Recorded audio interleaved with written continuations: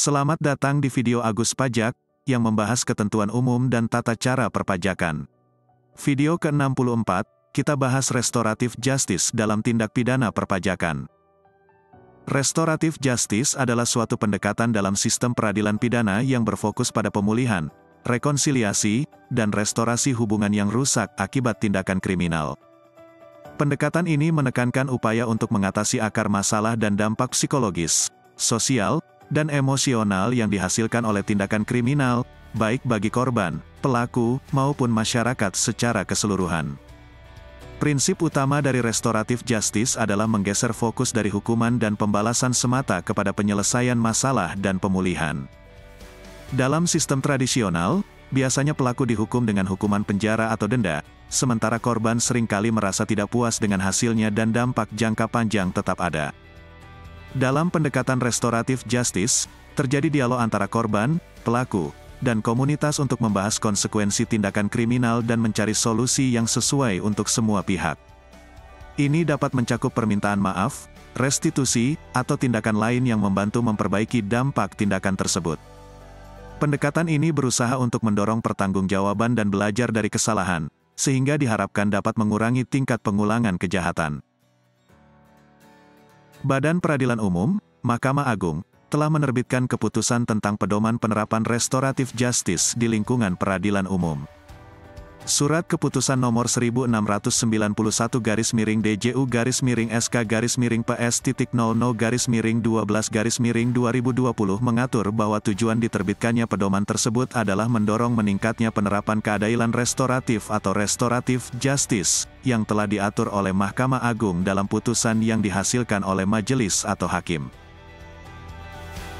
Restoratif justice dalam tindak pidana perpajakan adalah dipilihnya pengungkapan ketidakbenaran perbuatan, sebagaimana diatur di Pasal 8, Ayat 3, Undang-Undang KUP.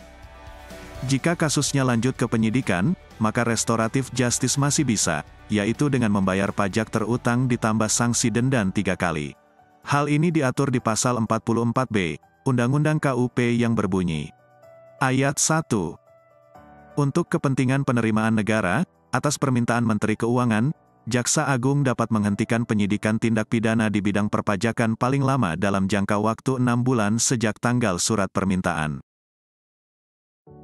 Ayat 2. Penghentian penyidikan tindak pidana di bidang perpajakan sebagaimana dimaksud pada ayat 1, hanya dilakukan setelah wajib pajak atau tersangka melunasi. A.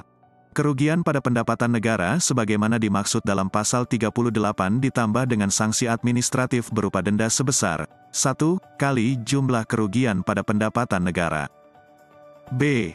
Kerugian pada pendapatan negara sebagaimana dimaksud dalam Pasal 39 ditambah dengan sanksi administratif berupa denda sebesar 3 kali jumlah kerugian pada pendapatan negara, atau C. Jumlah pajak dalam faktur pajak, bukti pemungutan pajak, bukti pemotongan pajak, dan atau bukti setoran pajak sebagaimana dimaksud dalam Pasal 39A ditambah dengan sanksi administratif berupa denda sebesar 4 kali jumlah pajak dalam faktur pajak, bukti pemungutan pajak, bukti pemotongan pajak, dan atau bukti setoran pajak. Bahkan jika kasusnya sudah dilimpahkan ke pengadilan, dan sudah dilakukan persidangan di depan hakim, restoratif justice versi pajak masih bisa dilakukan, yaitu yang diatur Pasal 44B, Ayat 2A, Undang-Undang KUP, yang berbunyi. Dalam hal perkara pidana telah dilimpahkan ke pengadilan, terdakwa tetap dapat melunasi. A. Kerugian pada pendapatan negara ditambah dengan sanksi administratif sebagaimana dimaksud pada ayat 2, huruf A atau huruf B, atau B. Jumlah pajak dalam faktur pajak, bukti pemungutan pajak, bukti pemotongan pajak, dan atau bukti setoran pajak ditambah dengan sanksi administratif sebagaimana dimaksud pada ayat 2, huruf C. Tidak hanya sebatas itu, ayat berikutnya, ayat 2B, dan 2C menegaskan lagi pembayaran pajak dan sanksinya akan menghapus hukuman pidana pajak. Ayat 2B mengatur pelunasan sebagaimana dimaksud pada ayat 2A, menjadi pertimbangan untuk dituntut tanpa disertai penjatuhan pidana penjara. Dan, selanjutnya ayat 2C mengatur. Dalam hal pembayaran yang dilakukan oleh wajib pajak, tersangka, atau terdakwa pada tahap penyidikan sampai dengan persidangan belum memenuhi jumlah sebagaimana dimaksud pada ayat 2, atas pembayaran tersebut dapat diperhitungkan sebagai pembayaran pidana denda yang dibebankan kepada terdakwa.